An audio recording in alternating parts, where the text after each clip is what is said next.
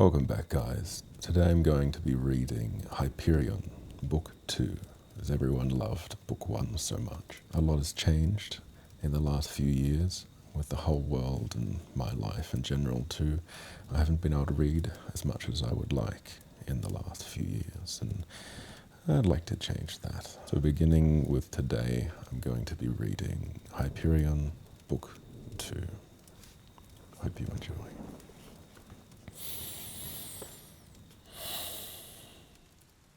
Hyperion, Book 2, by John Keats.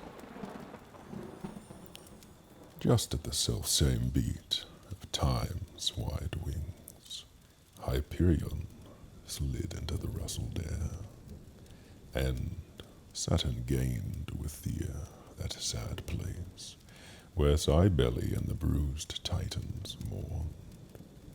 It was a den where no insulting light could glimmer on their tears, where their own groans they felt, but heard not for the solid roar of thunderous waterfalls and torrents hoarse, pouring a constant bulk, uncertain where.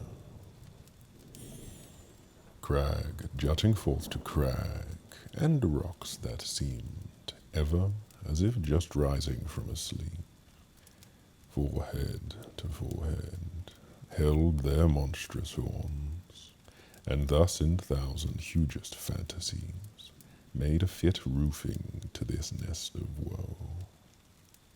Instead of thrones, hard flint they sat upon, couches of rugged stone and slaty ridge, stubborned with iron. All were not assembled, some chained in torture, and some wandering. Colus, Gyges, and Briareos, Typhon, and Dolor, Porphyrion, with many more, the brawniest in assault, were pent in regions of laborious breath. Dungeoned in opaque element, to keep their clenched teeth still clenched, and all their limbs locked up like veins of metal, cramped and screwed, without emotion, save of their big hearts, heaving in pain and horribly convulsed. With sanguine, feverous, boiling gurge of pulse, Mnemosyne was straying in the world.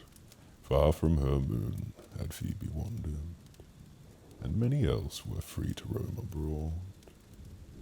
But for the main, here found they covert drear, scarce images of life, one here, one there, lay vast and edgeways like a dismal circuit of druid stones upon a forlorn moor. When the chill rain begins at shut of eve, in dull November and their chancel vault, the heaven itself is blinded throughout night. Each one kept shroud, nor to his neighbor gave, or word, or look, or action of despair. Creus was one, his ponderous iron maze lay by him, and a shattered rib of rock told of his rage ere he thus sank and pined. Leopatus, another, in his grasp, a serpent's flashy neck, its barbed tongue squeezed from the gorge, and all its uncurled length dead. And because the creature could not spit, its poison in the eyes of conquering Jove. Next, Cotus, prone he lay, chin uppermost, as though in pain, for still upon the flint he ground severe his skull, with open mouth and eyes at horrid working. Nearest him, Asia, born of most enormous calf, who cost her mother Tellus keener pangs, though feminine, than any of her sons. More thought than woe was in her dusky face, for she was prophesying of her glory, and in her wide imagination stood balm-shaded temples and high rival fanes, by Oxus, or in Ganges' sacred isles, even as hope upon her anchor leans, so leant she, not so fair, upon a tusk shed from the broadest of her elephants. Above her, on the crag's uneasy shelf, upon his elbow raised, all prostrate else, shadowed Enceladus, once tame and mild as grazing ox, unworried in the means. Now tiger, passioned, lion, thoughted, wrath, immediated, plotted, and even now was hurling mountains in that second war, not long delayed, that scarred the younger gods, to hide themselves in forms of beast and bird, not far hence Atlas, and beside him prone, Phorcus, the sire of Gorgons. Neighbored close, Oceanus and Tethys, in whose lap sobbed Clymene.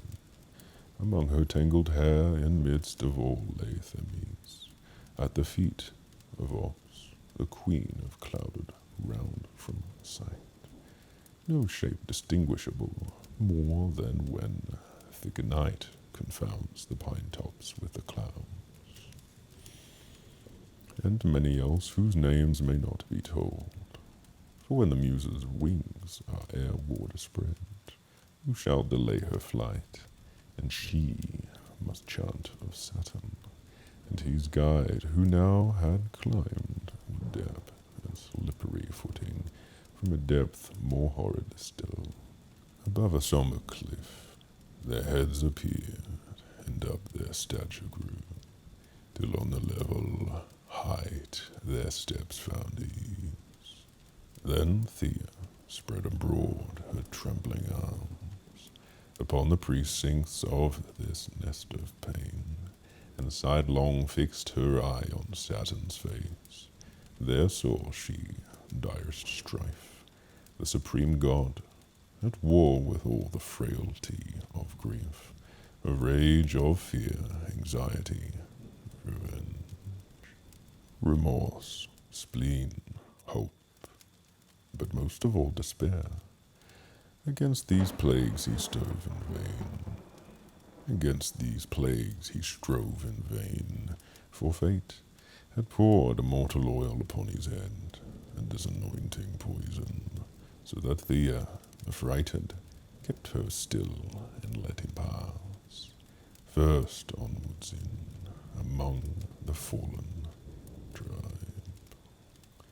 As with us mortal men, the laden heart is persecuted more and fevered more when it is nighting to the mournful house, where other hearts are sick of the same bruise. So Saturn, as he walked into the midst, felt faint, and would have sunk among the rest, but that he met Enceladus's eye, whose mightiness and awe of him at once came like an inspiration, and he shouted, "Titans, behold your god," at which some groaned, some started on their feet, some also shouted, some wept, some wailed, all bowed with reverence, and Ops, uplifting her black folded veil, showed her pale cheeks and all her forehead wan, her eyebrows thin and jet, and hollow eyes. There is a roaring in the bleak grown pines when winter lifts his voice. There is a noise among immortals when a god gives a sign. With hushing finger, how he means to load his tongue with the full weight of utterless thought, with thunder and with music and with pomp. Such noise is like the roar of bleak grown pines, which, when it ceases in his mountained world, no other sound succeeds, but ceasing here. Among these fallen, Saturn's voice therefrom grew up like organ that begins anew its strain when other harmonies stopped short, leave the dinned air vibrating silvery. Leave the dinned air vibrating silverly. Thus grew it up, not in my own sad breast, which is its own great judge and searcher out. Can I find reason why ye should be thus? Not in the legends of the first days of old, studied from that old spirit-leaved book, which starry Uranus with finger bright saved from the shores of darkness, when the waves, low-ebbed, still hid it up in shallow gloom, and the which book ye know I ever kept for my firm-based footstool. Ah, infirm, not there, nor in sign, symbol or portent of element, earth, water, air, and fire, at war, at peace, or into quarreling, one against one or two, or three, or all each several one against the other three, as fire with air loud, warring when rain floods, drown both, and press them both against earth's face, where, finding sulphur, a quadruple wrath unhinges the poor world, not in that strife. Wherefrom I take strange law and read it deep. Can I find reason why ye should be thus? No, nowhere can unriddle, though I search, and pore on nature's universal scroll, even to swooning, why yes, divinities, the firstborn of all shaped and palpable gods, should cower beneath what, in comparison, is untremendous might, yet ye are here, overwhelmed and spurned and battered ye are here. O Titans, shall I say, arise, ye groan. Shall I say crouch, ye groan. What can I then, O heaven wide, O unseen parent dear? What can I? Tell me, all ye brethren guns, how we can war, how engine our great wrath. Oh, speak your counsel now, for Saturn's ear is all a-hungered, thou, Oceanus, ponderest high and deep, and in thy face I see astonished that severe content, which comes of thought and musing, give us help. So ended Saturn, and the god of the sea, sophist and sage, from no Athenian grove, but cogitation, in his watery shames, arose with locks not oozy, and began in murmurs, which his first endeavouring tongue caught, infant-like, from the far-foamed sands. O ye, whom wrath consumes, who passion-strung writhe at defeat, and nurse your agonies, shut up your senses, stifle up your ears. My voice is not a bellows unto ire. My voice is not a bellows unto ire. Yet listen, ye who will, whilst I bring proof how ye, perforce, must be content to stoop, and in the proof much comfort will I give, if ye will take that comfort in its truth. We fall by course of nature's law, not force of thunder or of Jove. Great Saturn, thou hast sifted well the atom universe, but for this reason that thou art the king, and only blind from sheer supremacy.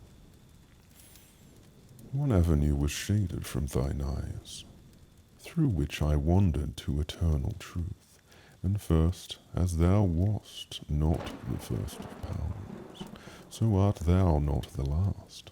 It cannot be. Thou art not the beginning, nor the end.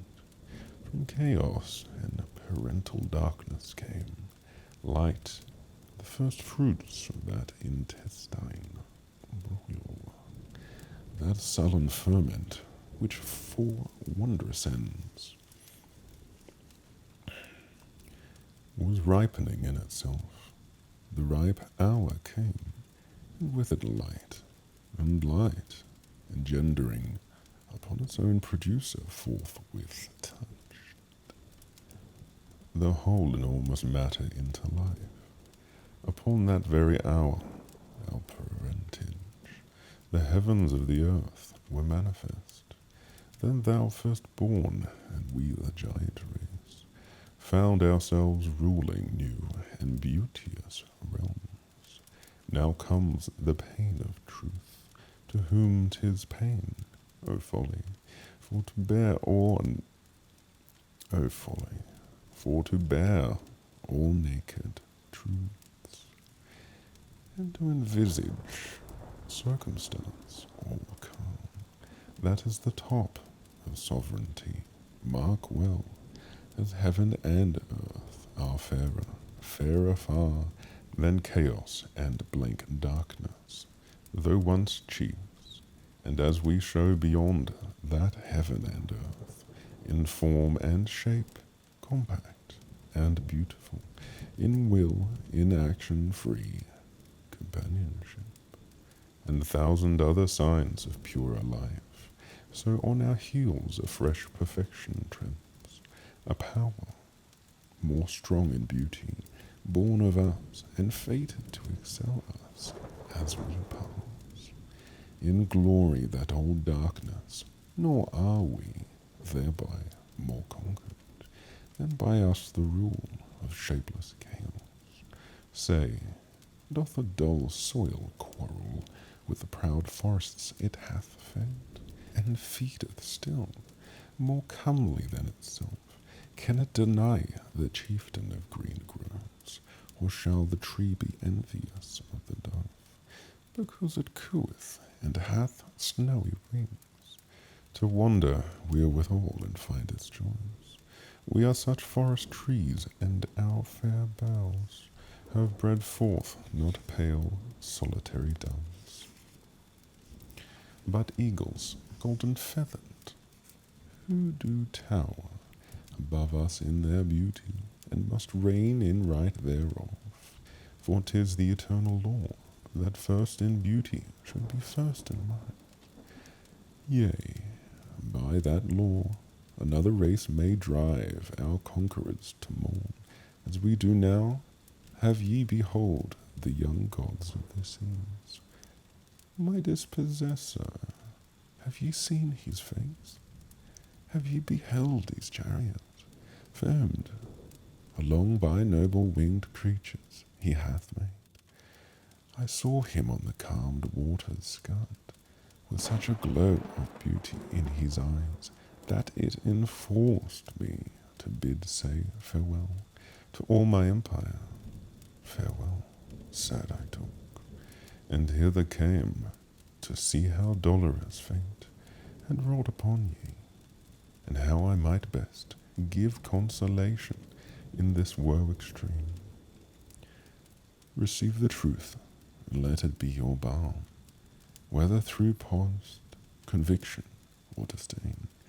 They guarded silence when Oceanus left murmuring. What deepest thought can tell? But so it was. None answered for a space, save one none regarded, Clymene. And yet she answered not, only complained, with hectic lips and eyes up-looking mild, thus wording timidly among the fears. O Father, I am here the simplest voice, and all my knowledge is that joy is gone, and this thing, woe, crept in among our hearts, there to remain forever, as I fear, I would not bode of evil if I thought so weak a creature could turn off the help, which by just right should come of mighty gods. Yet let me tell my sorrow, let me tell of what I heard, and how it made me weep, and know that we had parted from all hope. I stood upon a shore, a pleasant shore, where a sweet clime was breathed from a land of fragrance, quietness, and trees, and flowers.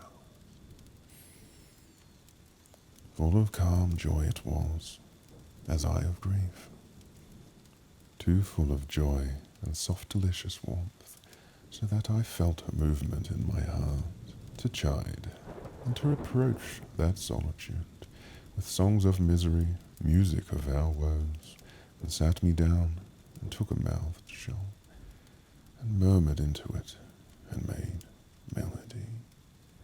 O melody no more, for while I sang, and with poor skill let pass into the breeze, the dull shells echo from a bowery strand. Just opposite, an island of the sea, there came enchantment with the shifting wind, that did both drown and keep alive my ears. I threw my shell away upon the sand, and away filled it, as my sense was filled, with that new blissful golden melody. A living death was in each gush of sounds, each family of rapturous, hurried notes, that fell, one after one, yet all at once, like pearl beads dropping sudden from their string, and then another strain, each like a dove leaving its olive perch, with music winged instead of silent plumes, to hover round my head and make me sick of joy and grief at once. Grief overcame, and I was stopping up my frantic ears, when, past all hindrance of my trembling hands, a voice came sweeter than all tune, and still it cried, Apollo, young Apollo, the morning bright Apollo, young Apollo. I fled, it followed me, and cried, Apollo, O Father, and O brethren, had ye felt those pains of mine? O Saturn, hadst thou felt, ye would not call this too indulged tongue presumptuous, in thus venturing to be heard. So far her voice flowed on, like timorous brook that lingered along a pebbled coast, doth fear to meet the sea, but see it met and shuddered, for the overwhelming voice of huge Enceladus swallowed it in wrath. The ponderous syllables, like sullen waves, in the half-glutted hollows of reef rocks, came booming thus, while still upon his arm he leaned, not rising from supreme contempt. Or shall we listen to the overwise, or to the overfoolish giant gods? Not thunderbolt on thunderbolt, till all that rebel Jove's whole armory were spent. Not world on world upon these shoulders piled could agonize me more than baby worms. In midst of this dethronement horrible, speak, roar, shout, yell, ye sleepy Titans, or do ye forget the blows, the buffets vile? Are ye not smitten by a youngling arm? Dost thou forget, sham monarch of the waves, thy scolding in the seas? What, have I roused your spleens with so few simple words as these? O joy, for now I see ye are not lost. O joy, for now I see 1,000 eyes, wide glaring for revenge. As this he said, he lifted up his stature vast, and stood, still without intermission, speaking thus. Now ye are flames, I'll tell you how to burn, and purge the ether of our enemies, how to feed, fierce, the crooked stings of fire, and singe away the swollen clouds of Jove, stifling that puny essence in its tent. Oh, let him feel the evil he hath done, for though I scorn Oceanus' lore, much pain have I for more than loss of realms. The days of peace and slumber's calm are fled, those days all innocent of scathing war, when all the fair existences of heaven come open-eyed to guess what we would speak. That was before our brows were taught to frown, before our lips knew else but solemn sounds. That was before we knew the winged thing. Victory might be lost or might be won, and be ye mindful that Hyperion, our brightest brother, still is undisgraced. Hyperion, lo, his radiance is here. All eyes were on Enceladus' face, and they beheld, while still Hyperion's name flew from his lips up to the vaulted rocks, a pallid gleam across his features stern, not savage, for he saw full many a god, wroth as himself. He looked upon them all, and in each face he saw a gleam of light, but splendider in Saturn's, whose hoar locks shone like the bubbling foam about a keel, when the prow sweeps into a midnight cove.